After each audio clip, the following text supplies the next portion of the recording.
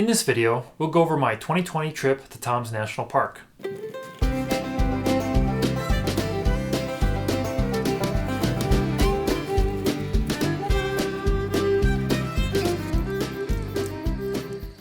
As many of you already know, 2020 was a bit of a bust when it came to doing activities in states, cities, and any social situations.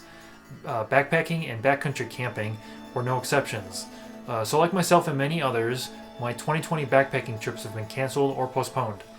A lot of federal parks and forests were closed and not offering access.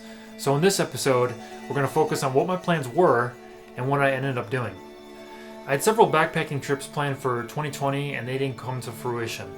At the end of February, we're looking at borrowing a friend's boat and camp out at one of the islands at Biscayne National Park outside Homestead, Florida.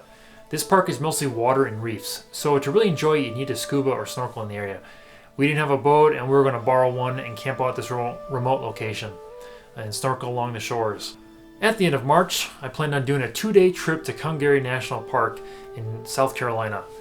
This trip was tricky to plan because it's weather dependent. A lot of the trails can get flooded out and the spring rains can be heavy. So we're going to do a simple loop along the trail and backcountry camp near Congaree River. And wouldn't you believe it, the weather would have worked out perfectly for us if we went. The river levels were normal and there would have been little to no rain, so it would have been ideal conditions. This next trip was going to be in April, end of April, to Smoky Mountains National Park in Tennessee and North Carolina. This was going to be a multi-day trip where we'd park our car at the end destination and get a taxi or shuttle service to drop us off at the start point.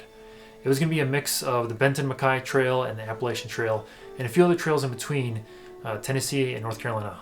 In May, we planned on doing a multi-day trip to Shenandoah National Park in Virginia. Same thing as the Smoky Mountains, we park at the end destination and get dropped off at the start point, and then make our way back to the car. In July, we're planning on doing a backpacking trip in Isle Royale in Lake Superior. Towards the end of the year, in October, we were going to do a road trip up to New England, visit some family members in Boston, and then hike the Acadia National Park in Maine. This trip would have been more of a car camping trip that would allow us to hike the trails while having a base camp to come back to. Then finally, at some point at the end of the year, we're going to take a cruise line out of Miami or Tampa and port at Virgin Islands National Park and explore this remote location. Obviously, the cruise lines closed down, so that wasn't happening. Needless to say, all these plans were canceled, which is funny because I bought a bunch of maps and gear to help plan out the logistics of this trip. So maybe next time when the conditions are more ideal. However, we were still able to get a trip in 2020. We ended up camping at Thom's National Park. Now, what is that? To put it simply, it's my backyard. We simulated a camping trip. I backpack and rucked around the neighborhood to simulate backpacking and get those distances in, and then pinched a tent in the backyard. I even set up a hammock to get some reading in. Arlo even joined us on this mock trip.